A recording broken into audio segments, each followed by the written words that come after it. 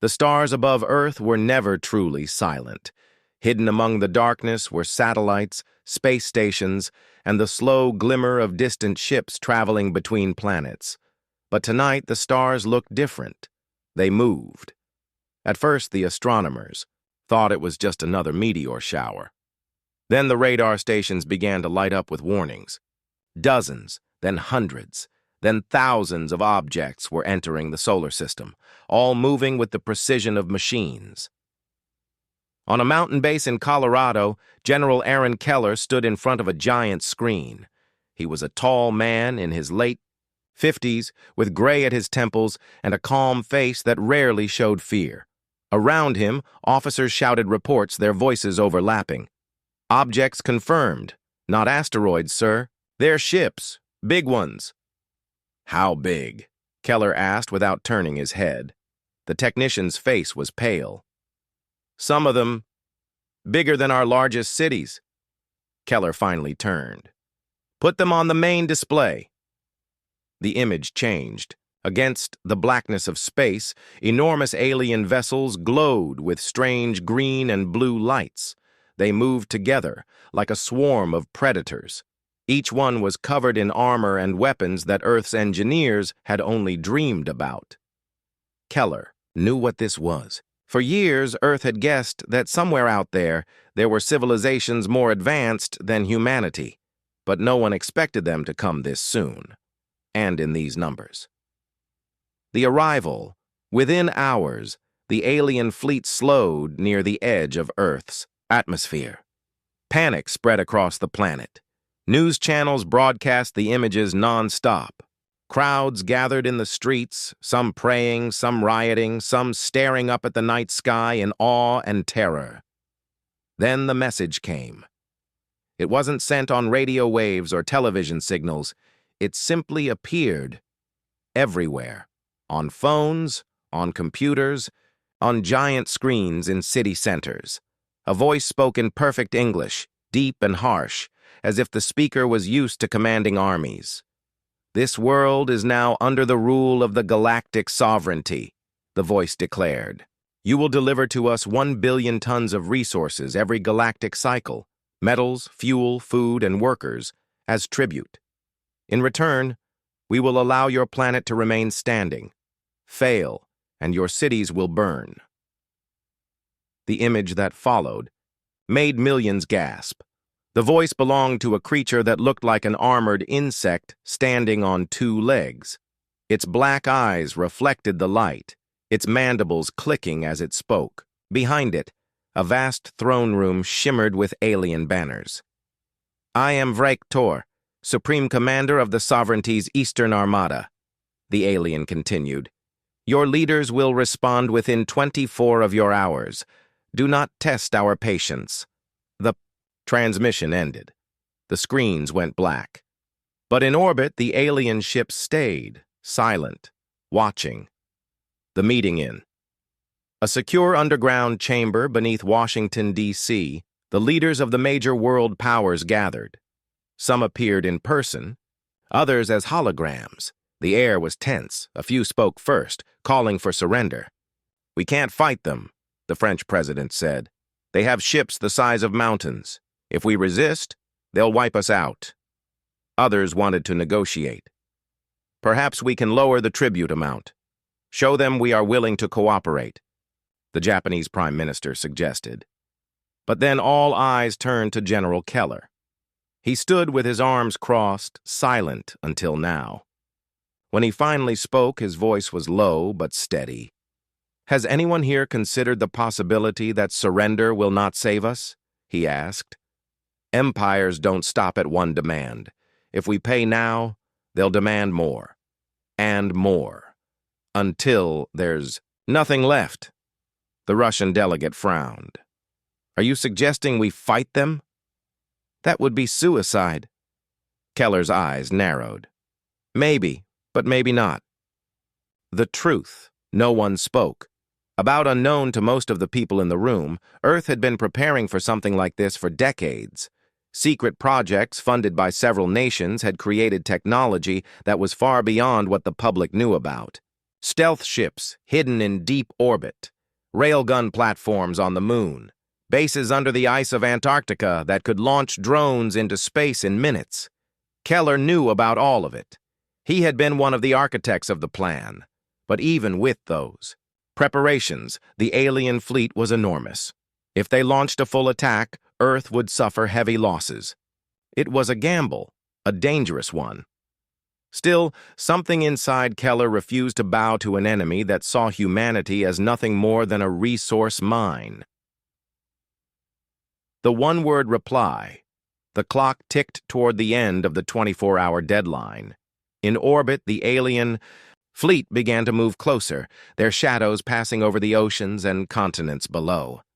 Fear spread like wildfire.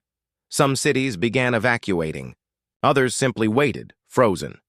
Finally, the communication officers in Keller's command center connected to the alien fleet's channel. The giant black screen filled with the face of Vrector. His mandibles moved in what looked like amusement. "Have you decided to kneel, primitive world?" he asked. Keller stood before the camera. His uniform was clean, his medals shining, but his eyes were cold steel. "We have decided," Keller said. "And what is your answer?" Vrector leaned forward. Keller took a single step closer to the camera. His voice was calm, almost too calm. "No." For a moment there was silence. The alien's eyes blinked slowly, as if he hadn't heard correctly. Then his mandibles opened in something like a laugh. "You refuse? You think your tiny world can resist the sovereignty?" Keller didn't smile. "We're not giving you anything. Not our medals, not our food, not our people. If you want them, you'll have to come down here and take them." Vrector's amusement turned to rage. "So be it. When the skies burn, remember this moment." The screen went black. The first shadow of war moments later, the alien fleet began to reposition. Sensors detected energy buildups, weapon systems charging. The first strike was coming. Keller turned to his officers. "Move all civilian ships out of high orbit. Activate Project Sentinel." Around the world, hidden launch sites opened. Massive weapons that the public had never seen rose into position. In Antarctica, giant doors slid apart, revealing long barrels aimed at the sky. On the moon, railguns turned silently toward the enemy. In deep space, far beyond the asteroid belt, something began to move. But no one, not even most of Earth's military, knew what it was. The calm before impact night fell over much of the planet, but in cities the skies glowed faintly from the light of the alien ships above. Families huddled in shelters, soldiers stood ready on bases. Pilots waited in cockpits. Keller stood alone in the command center for a moment, looking at the big screen showing the alien formation. His aide approached quietly. "Sir, do you think we can win?" the young man asked. Keller didn't answer right away. He kept his eyes on the screen. "I think," he said finally, "that if we lose, we make sure they regret ever coming here." The aide nodded. "Understood." The end of the deadline. The countdown reached 0. Across the planet, people held their breath. In orbit, the alien flagship's weapons flashed. A single bolt of energy shot downward. It struck and destroyed one of Earth's military satellites. The explosion lit the sky for a moment, like a false dawn. The voice of Vrector echoed across the communications network. "That was your warning. The next will level your cities." But Keller's reply was already on its way, silent, invisible, and traveling at impossible speed from far beyond Pluto. The warning shot still burned in the sky when the alien fleet began to move again. From orbit, the ships looked like floating mountains, shifting into new attack formations. The largest vessel, the Sovereignty flagship Gorath, positioned itself, directly above the Pacific Ocean. Around it, smaller but still massive warships began to spread out over Earth's major continents. Inside the command chamber of the flagship, Supreme Commander Vrector clicked his mandibles in irritation. He had expected the human general's defiance, but not the calmness with which it was delivered. Most primitive worlds begged for mercy the moment the sovereignty arrived. This one did not. To Vrektor, it was simply arrogance. Soon, that arrogance would be burned away. Preparing for the storm deep below Colorado, General Keller stood in front of a wall of screens. One showed the alien formations in orbit. Another displayed readouts from Earth's own hidden defenses. Status on. Project Sentinel? Keller asked. A colonel at one of the consoles replied, "All platforms are powered and tracking targets, sir. Railgun batteries on the moon are locked in. Antarctic launchers are in standby mode." "Good," Keller said. "We'll hold fire until they make the first real move." The room was tense, but not chaotic.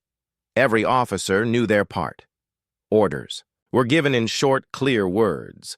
The soldiers and technicians here had trained for this moment, even if the rest of the world hadn't known such preparations existed. Still, Keller knew they were outnumbered.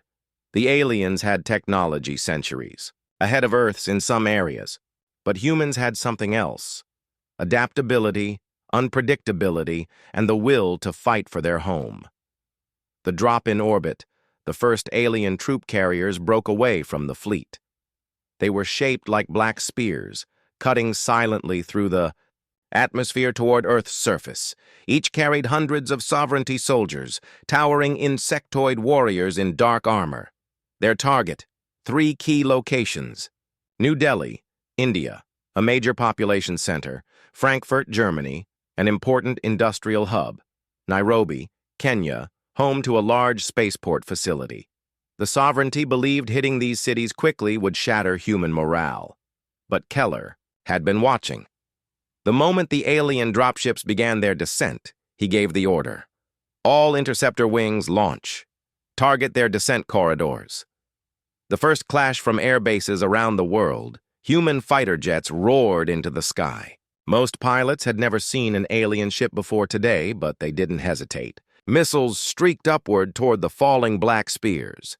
The aliens, confident in their superior armor, didn't bother to evade.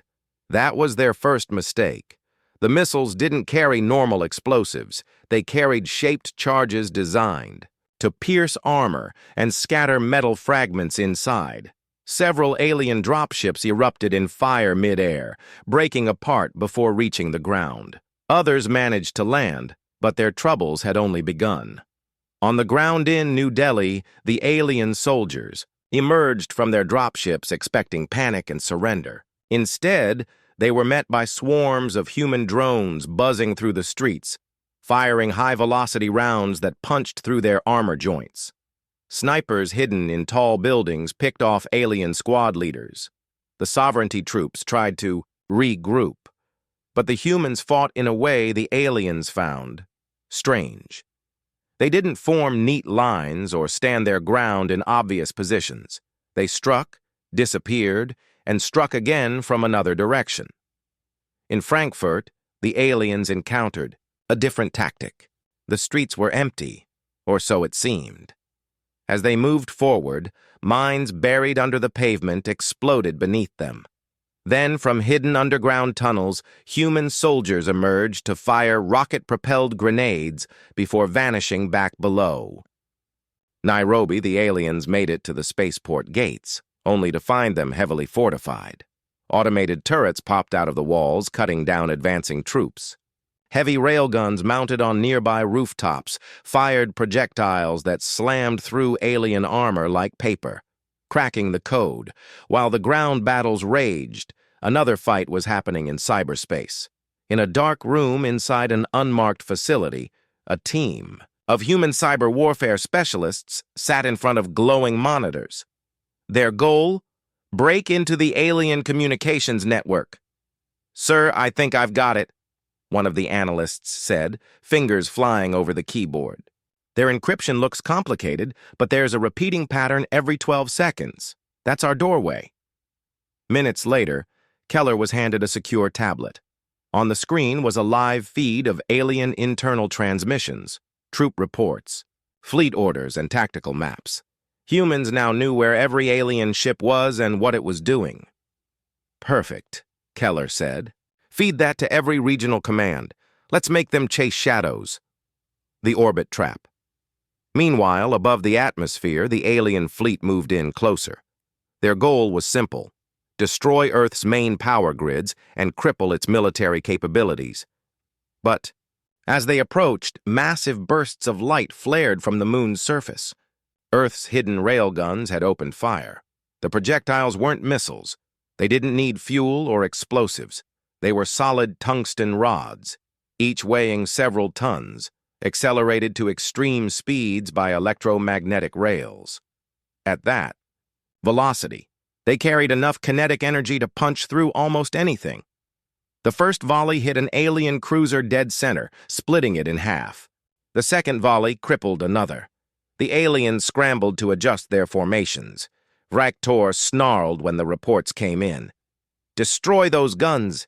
But before his ships could target the moon, more shots came, this time from Earth itself.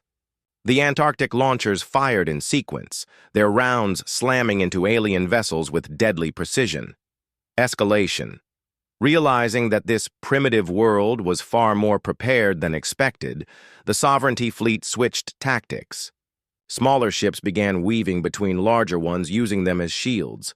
A wave of fighter craft launched toward the moon to silence the railguns. Keller watched the incoming swarm on the screens. "Send in the Black Talons," he ordered. From a hidden station in lunar orbit, sleek black ships emerged. They were human-built, but unlike any design the public knew about. Coated in stealth materials, they were nearly invisible until they opened fire. The alien fighters never reached the moon. One by one, they were picked off by railgun bursts and missile strikes from the Black Talons. The turning moment on the ground, the alien troops were beginning to falter. In New Delhi, resistance fighters had captured alien weapons and were using them against their owners. In Frankfurt, a sudden coordinated push from underground forces drove the aliens back to their dropships. In Nairobi, the spaceport still held strong. For the first time in centuries, the Sovereignty was facing something it had not experienced in a long time: failure on the first day of a conquest. In the flagship's command chamber, Vraktor slammed his clawed hand against the armrest of his throne. "This is not possible. One planet cannot resist the might of the Sovereignty." A nearby officer hesitated before speaking. "Commander, this world is different. They fight in ways we have not seen before." Vraktor's eyes narrowed. "Then we will burn their world until they have no place left to hide." The message.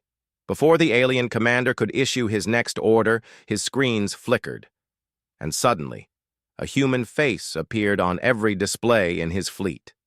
It was Keller. "This is General Aaron Keller of Earth," he said, his voice cold and steady. "You've made a mistake. We are not prey." Then the feed cut. The next phase back in Colorado, Keller lowered the tablet and turned to his officers. "They'll come harder now. Double patrols in all sectors. Keep feeding them false coordinates." One of his aides looked concerned. "Sir, what if they send their entire fleet at once?" Keller allowed himself a small, grim smile. "Then they'll meet something we've been keeping hidden, even from most of our own people." High above Pluto, in the frozen reaches of space, a shadow stirred. It was enormous, so big that smaller asteroids passed in front of it without touching. For decades it had slept, powered down, waiting for a signal. Now the signal had been sent. The alien fleet had never faced anything like Earth. On the surface, cities were defended by hidden weapons, underground fighters, and automated turrets. In orbit, stealth ships struck unexpectedly. Yet Vraktor still believed his fleet could overwhelm the planet. He had underestimated humans once. He would not underestimate them twice. But as the day wore on, the Sovereignty began to notice something impossible. The shadow beyond Pluto, deep in the outer reaches of the solar system. Beyond Pluto's orbit, an enormous object stirred. It had been built in secret over decades, hidden from alien eyes and human curiosity alike. The size of several cities stacked together, it was a spacecraft the likes of which the galaxy had never seen. Inside the control bridge, Admiral Claire, Donovan of Earth, activated systems that had never been tested under combat conditions. The lights of the bridge hummed with energy. Panels flickered as dormant weapons and engines came online. "Everything operational," Donovan said. "Weapons, shields, propulsion, all ready." The ship's hull vibrated softly, powered up by energy sources that dwarfed the largest nuclear reactors. Its design was simple but terrifying, each line and surface optimized for durability and firepower. The humans who had built it had done so quietly over decades, using every scrap of material available. For decades, the galaxy had never suspected Earth could build such a ship, and now it was awake. First contact in the void near Mars. An alien. Scout ship picked up the sudden movement. It reported back to Vrektor immediately. "Commander," the officer said, antennae twitching nervously, "there is something massive beyond Pluto. It is moving toward the inner planets." Vrektor's eyes narrowed. "Impossible. Our long-range scans would have detected a ship that size decades ago." They were hiding it. "Sir," the officer replied, voice trembling, "they must have built it in secret." Vrektor's claws tightened on the armrest of his throne. "Prepare all fleets for immediate engagement. Destroy it before it reaches Earth." But deep inside, he knew. If this object reached Earth, fully operational, it could change everything. The humans strike on Earth. Keller watched the alien fleet through live feeds. "They think they are in control," he said quietly. "They don't even know the main fight hasn't started yet." "Sir, we're detecting their fighters preparing to attack the moon railguns," a colonel reported. "They'll try to disable our weapons." Keller smiled faintly. "Let them come. We've prepared for them." He tapped a console. "Send orders to the Dreadnought."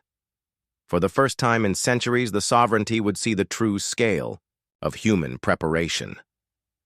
The Dreadnought, a ship hidden beyond the edge of the solar system, activated its engines. Its shields glowed as the vessel moved silently but deliberately toward the inner planets. Every weapon, from energy cannons to rail-mounted kinetic projectiles, came online. Humans had waited for the moment to strike, and now it was here. The shock in the alien fleet above the Pacific. The alien flagship Gorath monitored incoming signals. Hundreds of small readings blinked across its sensors. The officers could not make sense of them.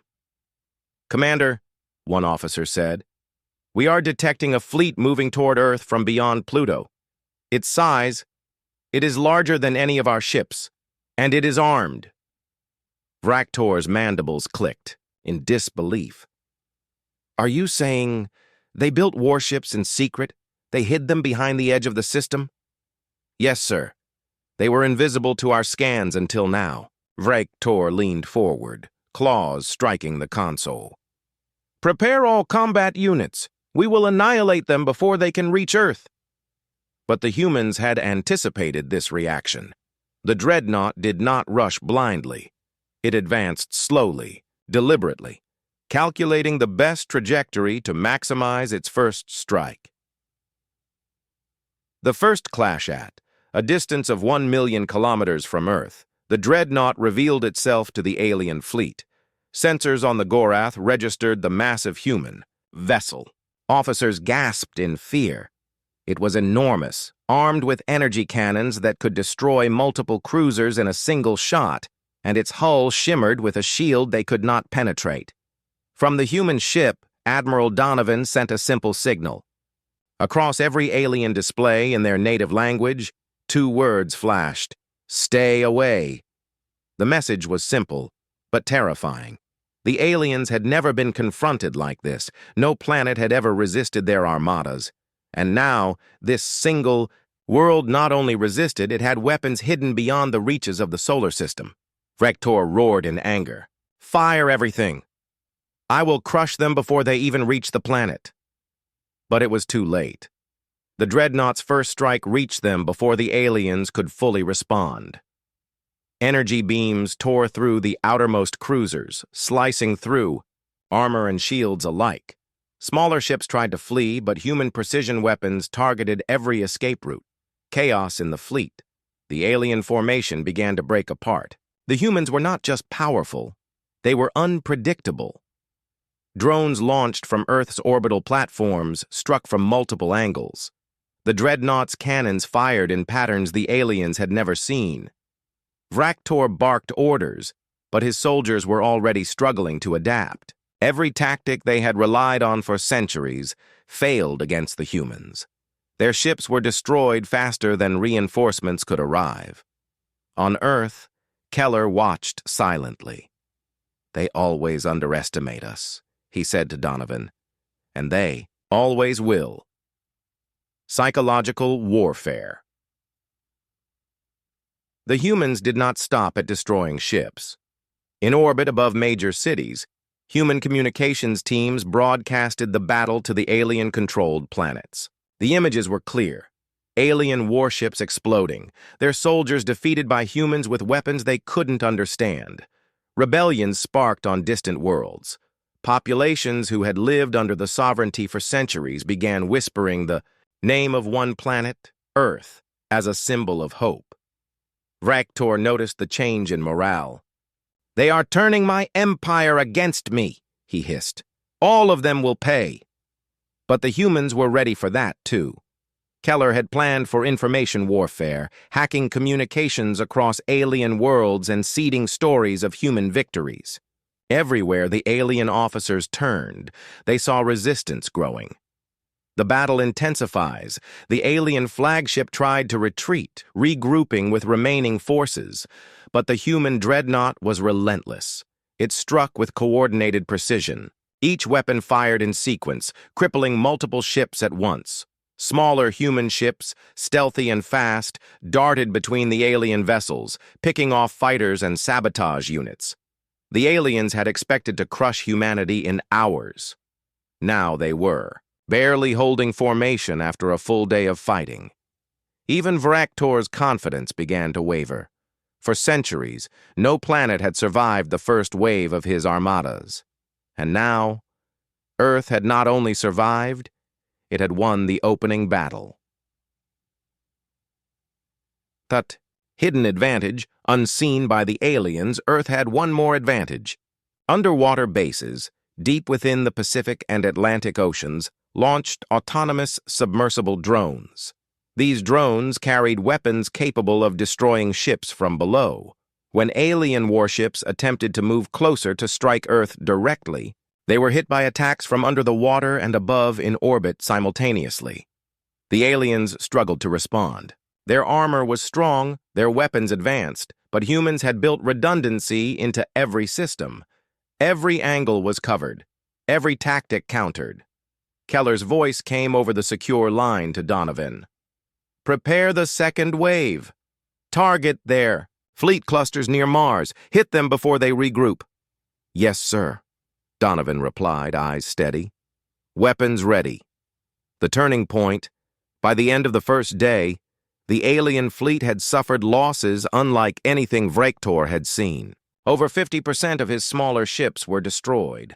Several cruisers were disabled. His flagship had been hit multiple times, its shields flickering, but the humans were not finished. Keller had one final move planned, a coordinated strike. From Earth, the Moon, Mars, and the dreadnought beyond Pluto, Vector realized too late that he was not facing a simple planet. He was facing a hidden arsenal that had been built in secret over decades, a weapon of war so advanced that even the sovereignty's best technology could barely respond. The cliffhanger deep in the control bridge of the human dreadnought, Admiral. Donovan watched as the alien fleet began to scatter, attempting to retreat. Keller's voice came over the intercom. This is only the beginning. Let them learn a lesson. Humans are not to be taken lightly. Far above, The alien flagship flickered, with damage. Vraktor's voice crackled through the comms, furious. "Destroy them all! They will regret ever building that ship!" But somewhere deep in space, the humans were ready. The dreadnought's engines roared, preparing to accelerate toward the inner solar system. Every weapon, every strategy, every hidden arsenal would soon be unleashed. The alien fleet reeled in chaos. The human dreadnought beyond Pluto had revealed itself, tearing apart cruisers with ease, while Earth's orbital defenses struck relentlessly from every angle. Vraktor, Supreme Commander of the Sovereignties, Eastern Armada, paced the bridge of his flagship, mandibles clicking furiously. The humans had defied every expectation. "This planet, it should have fallen by now," he growled. "How is this possible?" An officer, trembling, replied. "Their technology, their strategies. We've never faced anything like it. They are unpredictable, sir." Vraktor slammed his claw against the console. "Then we will adapt. All ships fire at will. No mercy." Earth strikes back. On the surface of Earth, General Keller watched the alien fleet through countless displays. The cities were secure, the orbital stations operational, and human forces coordinated with perfect precision. "They think they can overwhelm us with numbers," Keller said quietly, his eyes fixed on the screens. "Let's show them what humans can really do." He tapped a console. "Activate the second wave. All orbital, lunar, and Martian stations fire on their remaining formations. Black Talons, engage their flagship. Dreadnought, move to intercept." Near the asteroid belt. Around him, officers nodded, their confidence unwavering. Every system was synchronized, a network of human ingenuity decades in the making. The Black Talons from stealth hangars hidden on the moon. The Black Talons launched. These sleek black ships were invisible to the alien scanners until they opened fire. Each carried advanced energy cannons and missile systems designed for precision strikes. In formation, they darted toward the alien fleet, weaving between cruisers. Missiles streaked silently through space, detonating on impact and tearing apart the hulls of unsuspecting enemy ships. Alien pilots scrambled in confusion, unable to predict the sudden attacks. Above Earth, orbital laser batteries targeted larger cruisers, while human drones swarmed smaller ships, cutting off reinforcements. The aliens had expected an easy conquest, but they were facing coordinated strikes from multiple directions simultaneously. Chaos. Among the aliens, the Sovereignty fleet began to falter. Ships collided as their formation broke under the relentless assault. Fighters fell from the sky like falling stars, and cruisers exploded in brilliant flashes of light. Vraktor's officers shouted orders, but the humans were always one step ahead. Every move the aliens made had already been anticipated. "This is impossible," one officer screeched. "They know our positions before we move." Vraktor's mandibles clicked angrily. "They must be using some kind of precognition. Technology. Psychological warfare. Earth's humans did not stop with physical attacks. Using hacked alien communication networks, they broadcasted live images of the battle across the Sovereignty's controlled systems. Entire worlds watched as alien ships were destroyed, their soldiers defeated by a civilization they had considered primitive. Rebellion sparked across multiple planets. Populations long oppressed by the Sovereignty began rising in secret, inspired by the courage of a single planet standing against impossible odds. Vraktor's rage grew. "They are turning. My empire against me," he hissed. "All of them will pay." The human dreadnought. Beyond the asteroid belt, the hidden human dreadnought approached the main alien fleet. Its hull gleamed, shielded against the most advanced alien weapons. Cannons larger than any alien battleship's guns rotated into position. Inside, Admiral Claire Donovan gave orders with calm precision. "Target their command cruisers first, then move to their fighters. Keep their flagship engaged until the orbital stations can finish the rest." The dreadnought fired its first salvo. Energy beams ripped through alien cruisers with devastating accuracy, obliterating entire squadrons in seconds. Alien ships tried to retaliate, but their weapons were slow to adjust, their formation already broken by human orbital defenses. The tide turns. For the first time, the Sovereignty fleet began to retreat. Smaller ships fled toward the outer reaches of the solar system, while the flagship attempted evasive maneuvers. Vrector's antennae twitched in disbelief. This is not a primitive species. They fight with strategy, speed, and cunning. They adapt instantly. He trailed off, unable to finish the thought. He had underestimated humans, and now his fleet was on the verge of collapse. Ground. Assault, meanwhile, on Earth. The final wave of alien soldiers still on the surface attempted to regroup. They had expected surrender, but humans were everywhere, in cities, underground tunnels, and hidden bunkers. Resistance fighters moved swiftly. Drones darted through streets, firing precision shots. Human soldiers equipped with recovered alien weapons struck hard and disappeared before the enemy could respond. In New Delhi, Frankfurt, and Nairobi, alien squads were either destroyed or captured. The humans had mastered the art of asymmetrical warfare, striking with speed, vanishing, and striking again. The warning broadcast Keller knew that crushing the alien fleet alone was not enough. He wanted the galaxy to understand that Earth would not submit. He ordered the communications team to send a single, simple message across the Sovereignty network. We will not kneel. We will not pay tribute. We will fight. The message spread quickly. Planets that had long suffered under alien oppression whispered the words in secret. Even the Sovereignty soldiers, watching their comrades fall, began to doubt their cause. The final push. With the alien fleet scattered, the humans prepared the final attack. Orbital stations fired energy beams in synchronized patterns. The dreadnought moved closer, unleashing full power on the flagship Gorath. The alien vessel shuddered as multiple energy beams tore through its hull. Fires erupted across its surface. Smaller ships swarmed it, attacking from every angle. Vrector struggled to maintain control, but it was too late. The humans were relentless. They struck faster, harder, and smarter than the aliens could imagine. Every action was calculated, every counterattack anticipated. Vrector's last attempt, desperate, Vrector attempted a final maneuver. He ordered a concentrated assault on the Earth-Moon system, hoping to destroy the railguns and orbital defenses before the dreadnought could strike. But humans were ready. The Black Talons intercepted the alien assault, firing missiles with deadly precision. Railguns on the Moon targeted the command cruisers in space.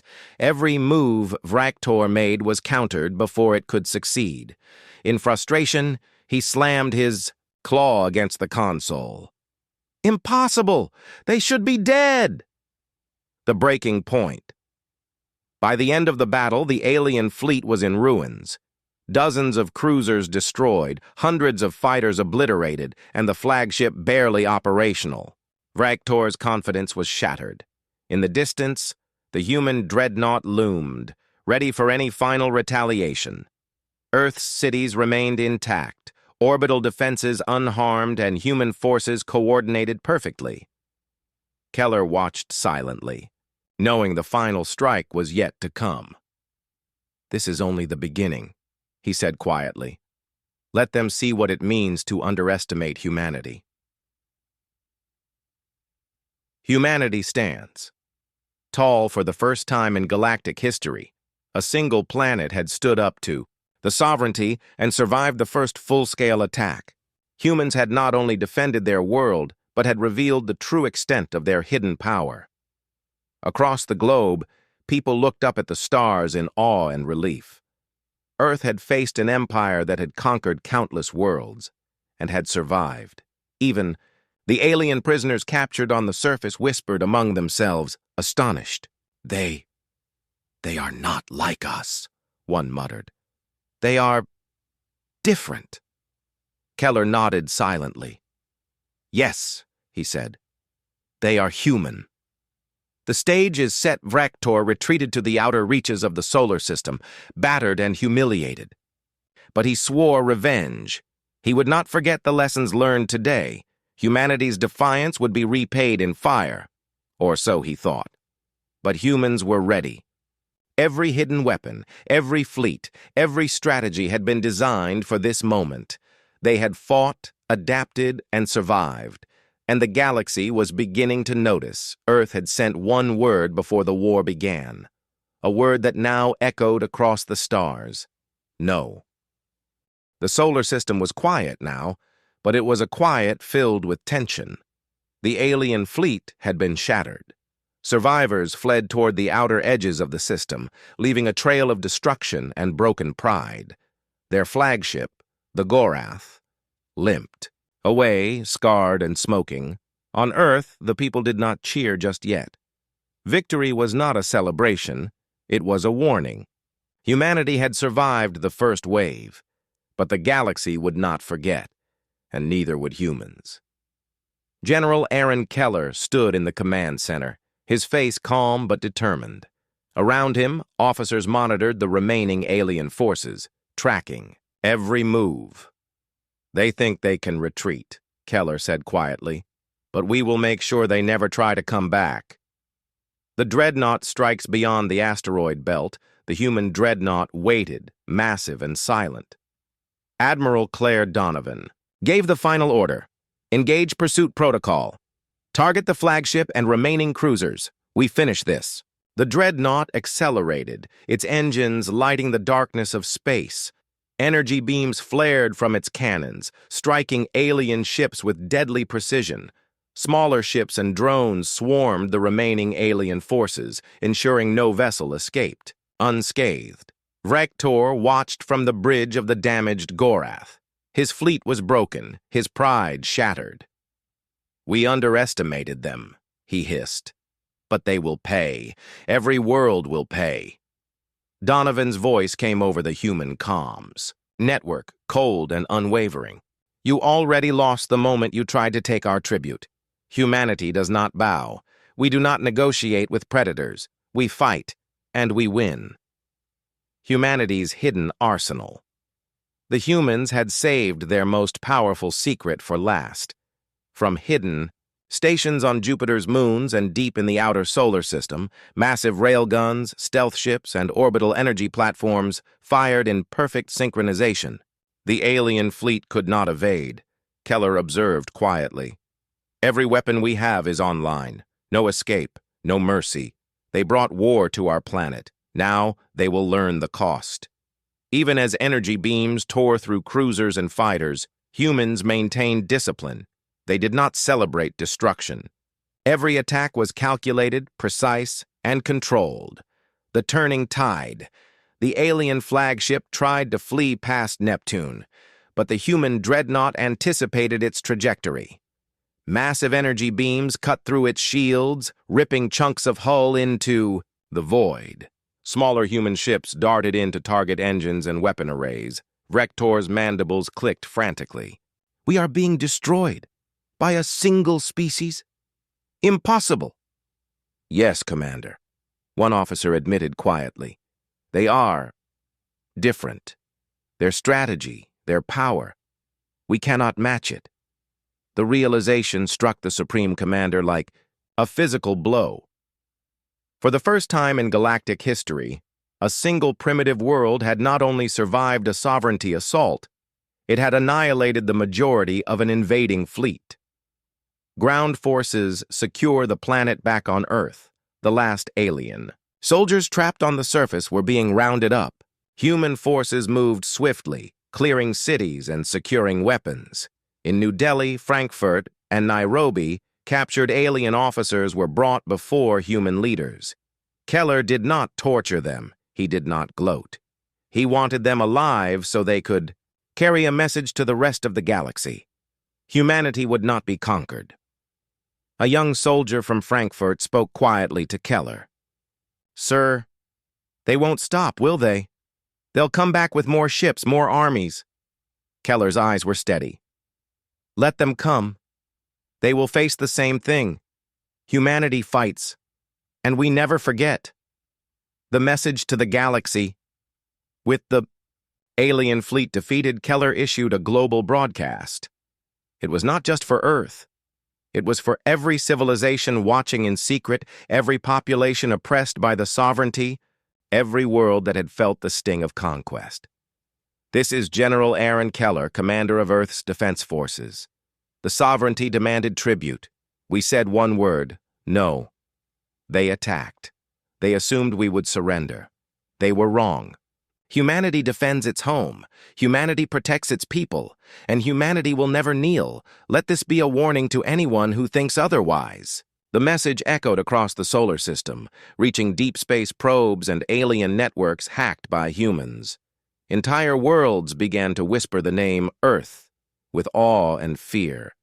The aftermath in Space Vector retreated with what remained of his fleet. The flagship was heavily damaged, and morale among the surviving officers was at an all-time low.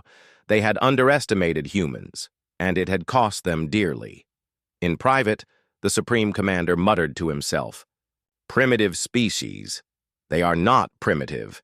They are predators, and I have underestimated them at my own peril." Far beyond the solar system, other alien empires who had watched the events unfold began to reconsider their own strategies. Humanity was no longer a single planet in the shadows. They were a force, disciplined, clever, and unstoppable. Humanity's victory on Earth, the streets were filled not with chaos, but with cautious relief. The cities were safe, the orbital stations intact, the people alive. Humanity had survived an attack that no one had expected, and they had emerged victorious. Keller walked outside into the cool night air. Stars twinkled above, but now they looked different. No longer distant and untouchable, they were a challenge, a frontier humanity could face. A journalist approached him, asking, "General, what happens next? Will they come back?" Keller looked at the stars, his eyes steady. "If they do, we'll be ready. Humanity does not bow. Humanity does not beg. Humanity fights. And we will always respond with one word: no." Lessons learned. The battle had taught humanity many things. They had learned how to fight against a vastly superior force.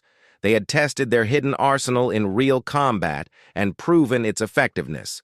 They had shown the galaxy that even a planet considered primitive could become a formidable power.